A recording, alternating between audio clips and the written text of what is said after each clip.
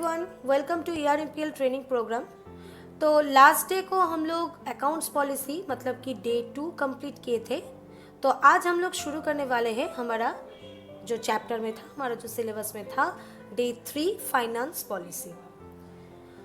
तो finance policy of bank, finance policy में bank का कौन सा डिपार्टमेंट आता है?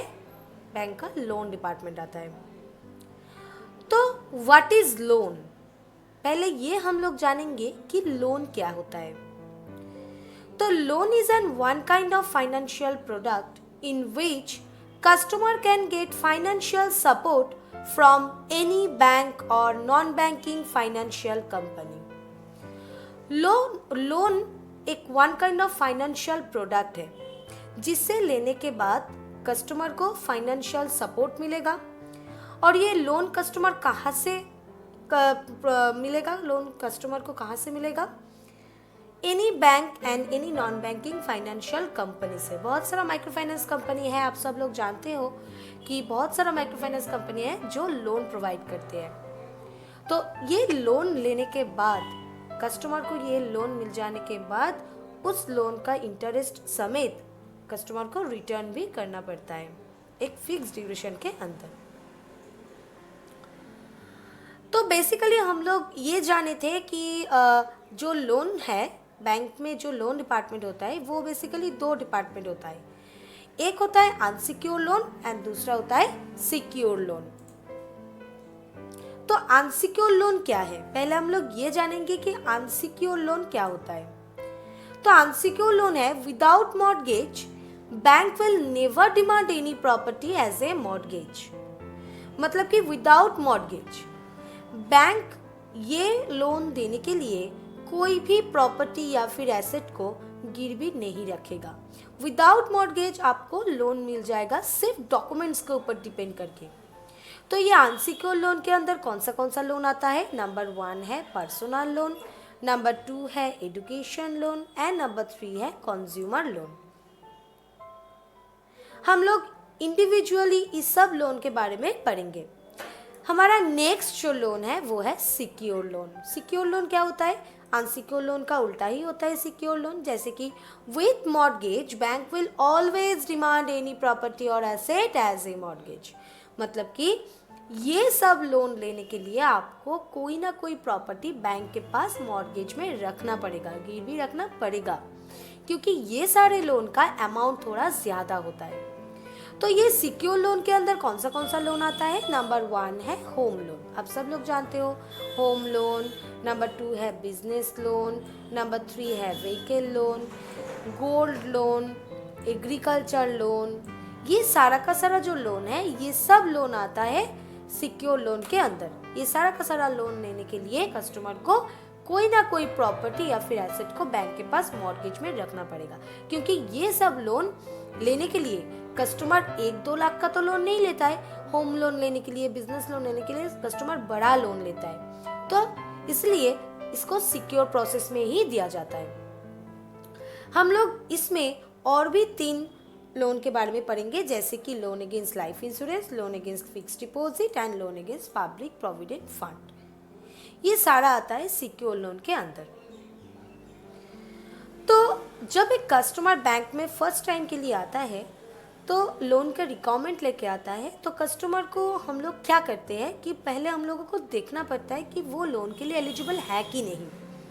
तो ये देखने के लिए हम लोगों को उसका डॉक्यूमेंट्स लेना पड़ता है।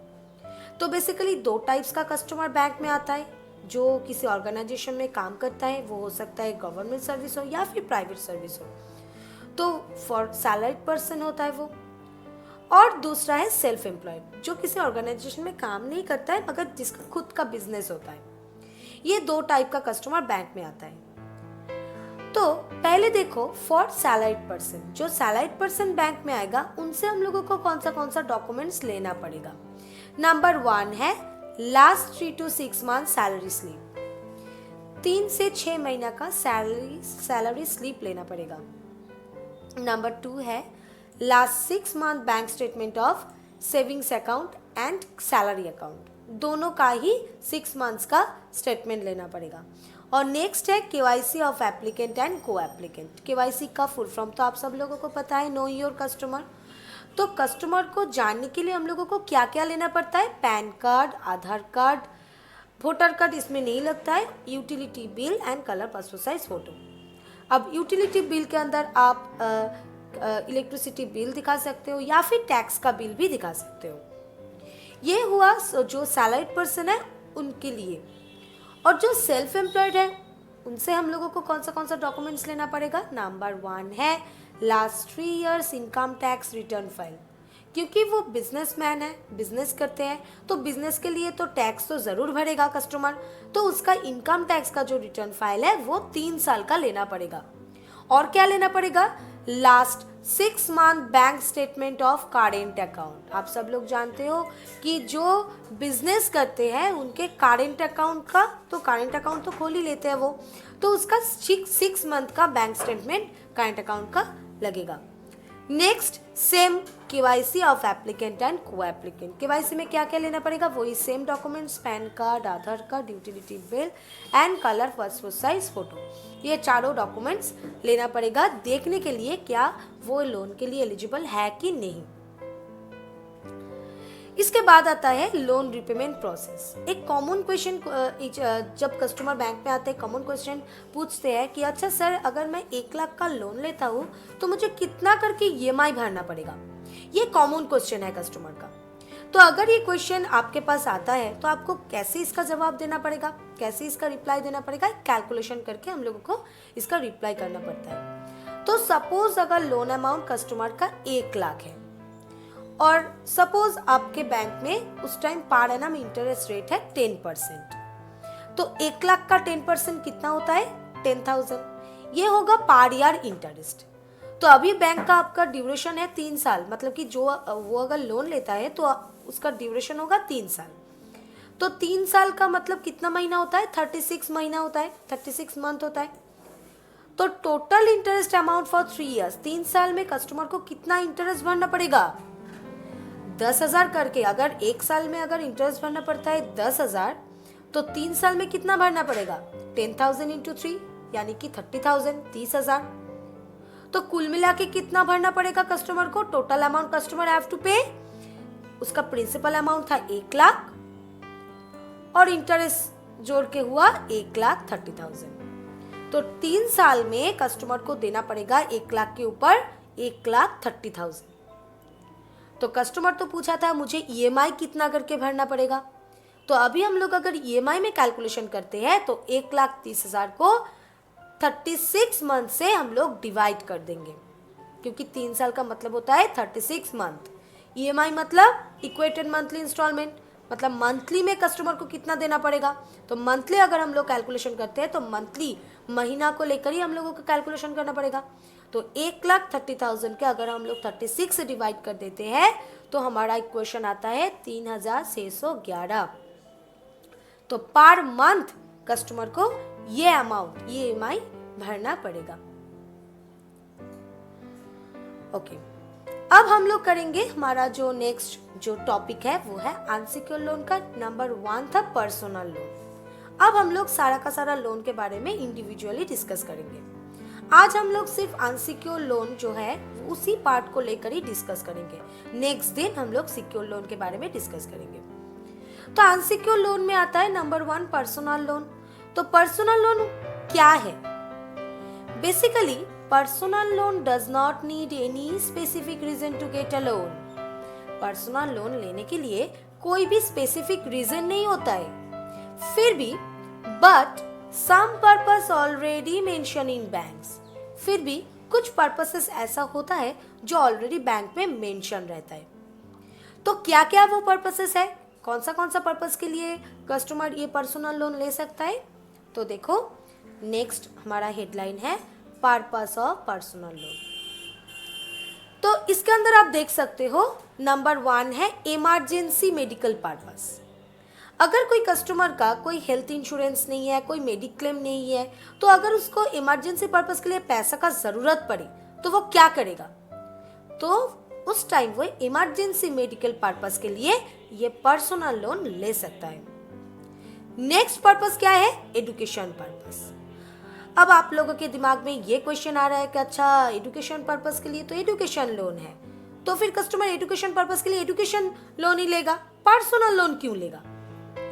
इसके लिए भी रीजन है। एजुकेशन लोन का बहुत सारा एलिजिबिलिटी क्राइटेरिया है, तो जिस कस्टमर के साथ वो एलिजिबिलिटी क्राइटेरिया मैच नहीं होता है वो उस टाइम एजुकेशन पर्पस के लिए पर्सनल लोन ले सकता है।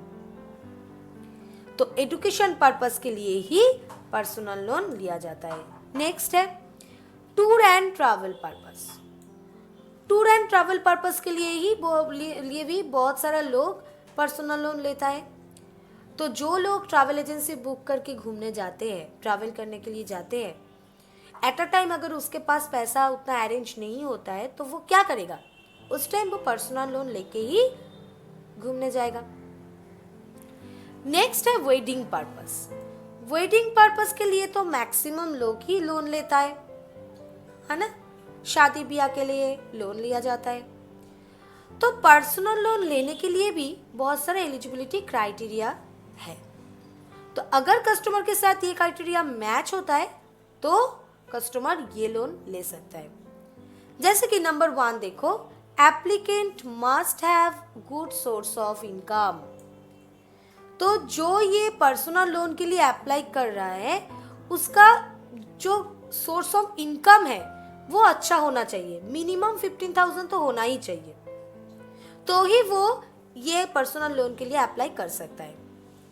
नेक्स्ट पॉइंट देखो, applicant must have a good transaction history. सिर्फ सोर्स ऑफ इनकम अच्छा होगा ऐसे नहीं चलेगा, उसको ट्रांजैक्शन भी करना पड़ेगा बैंक के अंदर। अगर वो हर मंथ अच्छा ट्रांजैक्शन करता है, उसका ट्रांजैक्शन हिस्ट्री अगर बहुत अच्छा है तो ही वो उसको ये लोन मिलेगा। नेक्स्ट है applicant must have good loan repayment history. ये बेसिकली जो एग्जिस्टिंग कस्टमर है जो पहले एक लोन लिया है उसके ऊपर डिपेंड करके। तो अगर उस कस्टमर का रिपेमेंट हिस्ट्री बहुत अच्छा है, कोई भी बाउंस कोई भी प्रॉब्लम नहीं है, तो ये नेक्स्ट लोन ले पाएगा। नेक्स्ट है एज लिमिट। तो एज लिमिट कितना होना चाहिए? मिनिमम 23 इयर्स टू 65 इयर्स तक कोई भी इंसान ये लोन के लिए अप्लाई कर सकता है। और पर्सनल लोन लेने के लिए ड्यूरेशन कितना होना चाहिए? ड्यूरेशन होना चाहिए minimum 12 months to maximum 60 months, मतलब कि 1 मंथ से लेकर 5 साल तक उसके पास समय मिलेगा ये लोन चुकाने के लिए। नेक्स्ट है क्रेडिट स्कोर। क्रेडिट स्कोर जिसको हम लोग शॉर्ट में सिविल स्कोर भी बोलते हैं, तो क्योंकि ये अनसिक्योर लोन है तो इसमें क्रेडिट स्कोर बहुत ज्यादा होना मैंडेटरी है, जैसे कि 750 मिनिमम क्रेडिट स्कोर होना बहुत जरूरी है। अब आता है कि क्रेडिट स्कोर क्या होता है। क्रेडिट स्कोर क्या होता है? It's a score which is given based on customers loan repayment timing. ये एक स्कोर है जो बैंक से दिया जाता है कस्टमर को, कस्टमर के लोन रिपेमेंट टाइमिंग के ऊपर डिपेंड करके। अगर कस्टमर प्रीवियस में कोई एक लोन लिया है, अगर उसका रिपेमेंट वो ठीक से टाइमली किया है तो उसका जो क्रेडिट स्कोर है या फिर जो सिविल स्कोर है वो धीरे धीरे बढ़ जाएगा। ठीक है, तो कैसे ये सिविल स्कोर इंक्रीज होता है? जैसे कि ईएमआई रिपेमेंट मोड, अगर आप ठीक ठाक टाइमली इस रिपेमेंट मोड को, मतलब कि ईएमआई ठीक से टाइमली आप रिपेमेंट करते हो तो आपका जो क्रेडिट स्कोर है वो धीरे धीरे इंक्रीज हो जाएगा। नेक्स्ट है रेस्पॉन्सिबल बोरोअर। जो कस्टमर टाइमली ईएमआई को रिपेमेंट करता है, ठीक है, कोई भी ड्यूज कोई भी बाउंस जिसका नहीं रहता है, तो बैंक वाले क्या सोचता है कि ये कस्टमर बहुत रेस्पॉन्सिबल कस्टमर है, तो रेस्पॉन्सिबल बोरोअर होने के नाते उसका क्रेडिट स्कोर थोड़ा हाई हो जाएगा। तो क्रेडिट स्कोर सिर्फ इंक्रीज होता है ये बात नहीं है, कुछ टाइम में ना कस्टमर का क्रेडिट स्कोर डिक्रीज भी होता है। वो कैसे होता है? अगर टाइमली वो रिपेमेंट नहीं करता है उसके वजह से तो होता ही है, और एक कारण है वो है लॉग इन फ्रीक्वेंसी। क्या है लॉग इन फ्रीक्वेंसी? तो लॉग इन फ्रीक्वेंसी क्या है? Log in frequency is defined by the number of times customer log in to app. Log in twice और more can decrease credit score of the customer. मतलब ये जो log in frequency है ये depend करता है कस्टमर जो app के द्वारा ये क्रेडिट स्कोर को चेक करते हैं वो ऐप्स को कितना बार वो लॉग इन कर रहा है उसके ऊपर। अगर कस्टमर उस ऐप को 2 बार से ज़्यादा ओपन करता है ये चेक करने के लिए कि उसका क्रेडिट स्कोर कितना इंक्रीज हुआ है या फिर कितना डिक्रीज हुआ है, तो उसका जो क्रेडिट स्कोर है बार बार ओपन करने से वजह से उसका क्रेडिट स्कोर डिक्रीज भी हो जाते हैं। ये सारा कारण है इंक्रीज क्रेडिट स्कोर जो है इसका इंक्रीज होने के लिए और डिक्रीज होने के लिए। अब हम आते हैं हमारा नेक्स्ट जो टॉपिक है, मतलब कि लोन अमाउंट एलिजिबिलिटी कैलकुलेशन। ये बहुत इंपॉर्टेंट है। एक कस्टमर बैंक में आता है, बोलता है कि मुझे 5 लाख का लोन चाहिए या फिर मुझे 7 लाख का लोन चाहिए, फिर मुझे 10 लाख का लोन चाहिए। क्या हम लोग उसको उसके रिक्वायरमेंट के हिसाब से हम लोग लोन प्रोवाइड कर सकते हैं? नहीं। हम लोगों को पहले ये सैंक्शन करना पड़ता है कि उसको कितना लोन सैंक्शन होगा उसके इनकम के ऊपर डिपेंड करके। वो जो बोल रहा है क्या हम लोग उसी को दे पाएंगे? नहीं। पहले हम लोगों को ये सैंक्शन करना पड़ेगा, इनकम देखना पड़ेगा कि उसके इनकम के ऊपर डिपेंड करके उसका कितना लोन सैंक्शन होता है। तो ये दिखाने के लिए मैं एक एग्जाम्पल के तौर पे एक कैलकुलेशन रखा हूँ। तो यहाँ पर आप देख सकते हो एग्जाम्पल के तौर पे, इफ समवन अर्न्स 20,000, अगर कोई अर्न करता है महीने में 20,000, तो बैंक का गाइडलाइन के हिसाब से as per guideline banks can deduct maximum 50% from customers monthly income. मतलब कि अगर कस्टमर महीने में 20,000 रुपए कमाते हैं तो बैंक के गाइडलाइन के हिसाब से बैंक उनसे सिर्फ 50% ही डिडक्ट कर सकता है उनके मंथली इनकम से। तो 20,000 रुपए का 20,000 का 50% कितना होता है? 10,000। If 10,000 will be deducted from every month till maximum duration कितना था पर्सनल लोन का? 60 मंथ, मतलब कि 5 साल। तो 10,000 करके अगर 5 साल बैंक डिडक्ट करता है कस्टमर के अकाउंट से, तो कस्टमर मैक्सिमम कितना दे पाएगा बैंक को? मैक्सिमम दे पाएगा 10,000 इंटू 60 यानी कि 6 लाख। तो बैंक कस्टमर से 6 लाख रुपए ही ले पाएगा। तो इसीलिए बैंक उस कस्टमर को एक ऐसा अमाउंट सजेस्ट करेगा।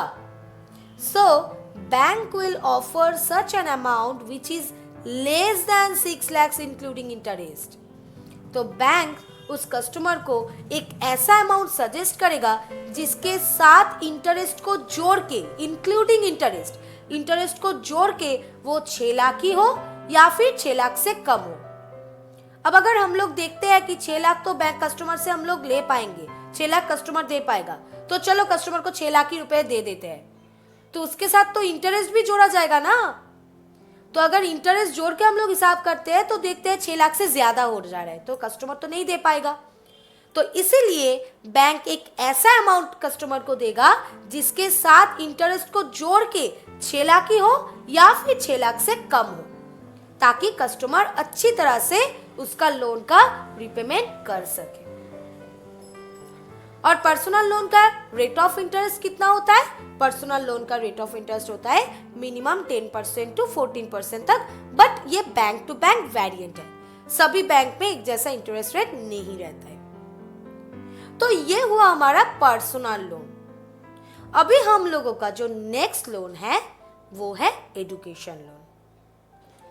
तो जैसे मैंने पहले बोला था कि एजुकेशन लोन का बहुत सारे एलिजिबिलिटी क्राइटेरिया होता है, तो जिसके साथ ये क्राइटेरिया मैच होगा वो ही ये लोन के लिए अप्लाई कर सकता है। तो चलो देखते हैं हमारा एजुकेशन लोन का एलिजिबिलिटी क्राइटेरिया क्या क्या है। तो हमारा नेक्स्ट नंबर 2 है एजुकेशन लोन। एजुकेशन लोन का एलिजिबिलिटी क्राइटेरिया क्या है? नंबर 1 है education loan only for professional studies. तो देखो बेसिकली हम लोगों का 2 टाइप का स्टडीज होता है। एक होता है एकेडमिक स्टडीज और दूसरा होता है प्रोफेशनल स्टडीज।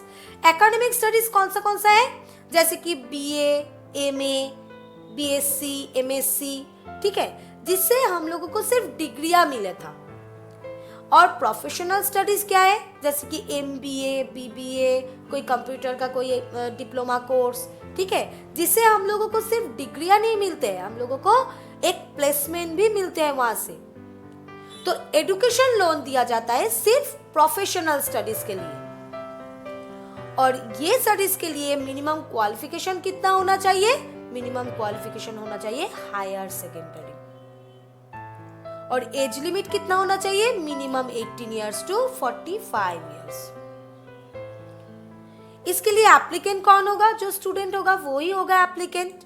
नॉर्मल सी बात है, स्टूडेंट ही एप्लीकेंट होगा।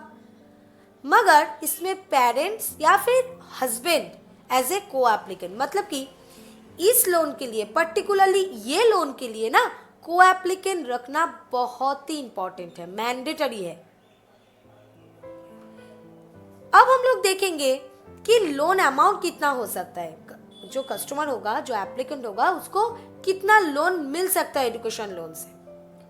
अगर वो इंडिया में ही पढ़ने के लिए जाता है किसी दूसरी स्टेट पे, तो उसको मैक्सिमम 10 लाख इंडियन करेंसी में मिल सकता है। और अगर वो अब्रॉड में जाते हैं पढ़ने के लिए, तो उसको maximum 20 lakh in Indian currency में मिल सकता है। क्योंकि अब्रॉड में अगर पढ़ने के लिए जाते हैं तो वहाँ का जो लाइफस्टाइल होगा, वहाँ का जो चीज़ है, सब कुछ बहुत एक्सपेंसिव होता है। तो इंडियन करेंसी में उसको 20 लाख तक ही लोन मिल सकता है।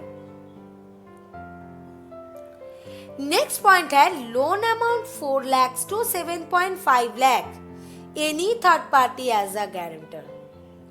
अगर कस्टमर का लोन अमाउंट 4 लाख से 7.5 लाख के अंदर होता है, तो कोई ना कोई थर्ड पार्टी को एज अ गारंटर के तौर पे साइन करना पड़ता है। जैसे कि उसका मोहल्ला का कोई गेजेटेड ऑफिसर हो या फिर कोई गवर्नमेंट एम्प्लॉय हो, सिर्फ ये वो लोग सिर्फ सिग्नेचर करेगा एज अ गारंटर के तौर पे। इसका मतलब ये नहीं है अगर वो लोन का रिपेमेंट ठीक से नहीं करता है तो इसके लिए गारंटर को जाके पकड़ेगा बैंक, ये बात नहीं है। ये सिर्फ एश्योर करेगा कि हाँ ये जो डॉक्यूमेंट्स दिया है या फिर जिसके लिए वो ये लोन लेना चाहते हैं वो सही है, ये एश्योर करेगा गारंटर। और अगर 7.5 लाख से ऊपर हो जाता है लोन अमाउंट, तो फिर क्या होगा, loan amount above 7.5 lakh any property as a mortgage. अगर कस्टमर का लोन अमाउंट 7.5 लाख से ऊपर हो जाता है, तो कस्टमर को ये एजुकेशन लोन अनसिक्योर लोन होने के बावजूद भी कोई ना कोई प्रॉपर्टी मॉर्गेज में रखना पड़ेगा। अब ये प्रॉपर्टी कौन मॉर्गेज में रखेगा, एप्लीकेंट तो नहीं रख पाएगा क्योंकि वो अभी स्टूडेंट है। तो किसको मॉर्गेज में रखना पड़ेगा, वो को एप्लीकेंट को। और इसका ड्यूरेशन क्या रहेगा, ड्यूरेशन रहेगा अप टू 15 इयर्स। तो देखो ये तो प्रोफेशनल कोर्स है, प्रोफेशनल स्टडीज के लिए ये लोन दिया जा रहा है। तो अगर वो प्रोफेशनल स्टडी मतलब कि वो जो कोर्स कर रहा है उसका ड्यूरेशन अगर 5 साल का है, तो बैंक उनसे 5 साल के लिए कोई भी चार्जेस नहीं लगाएगा, मतलब कि रिपेमेंट करने के लिए नहीं बोलेगा। 5 साल हो जाने के बाद, मतलब कि कोर्स कंप्लीट हो जाने के बाद और भी 6 महीना से लेके 2 साल तक उसको एक ग्रेस पीरियड में रखा जाएगा, क्योंकि वो तो प्रोफेशनल कोर्स कर रहा है। इसके बाद तो उसको एक प्लेसमेंट भी मिलेगा वहां से। तो बैंक भी ये बात समझते हैं, तो बैंक उसको एक टाइम देगा जॉब पाने के लिए। अगर उस कस्टमर को 6 महीने से लेके 2 साल के अंदर जॉब मिल जाता है, तो वो तो कस्टमर तो रिपेमेंट करना शुरू ही कर देगा। अगर बाय एनी चांस जो एप्लीकेंट है उसको 2 साल के बाद भी जॉब नहीं मिलता है, तो उस टाइम क्या करेगा बैंक, उस को एप्लीकेंट के पास नोटिस भेजेगा कि आपका कोर्स कंप्लीट, आपका 2 साल का ग्रेस पीरियड भी कंप्लीट, अब आप ये लोन का रिपेमेंट करना शुरू कीजिए।